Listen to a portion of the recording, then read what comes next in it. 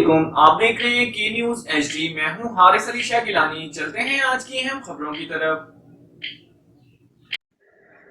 خبروں کا سلسلہ آگے بڑھاتے ہوئے رخ کریں گے پاک پتن شریف کا۔ 5 روز قبل روڈ ایکسیڈنٹ میں زخمی ہونے والی لاوارث خاتون بے یارو مددگار کھلے آسمان تلے مدد کی منتظر۔ فوٹو سیشن تک محدود نام نہاد انسانی حقوق کی تنظیموں سمیت قانون نافذ کرنے والے اداروں کی توجہ مرکوز کرانے کے لیے پوسٹ شیئر کی جا رہی ہے۔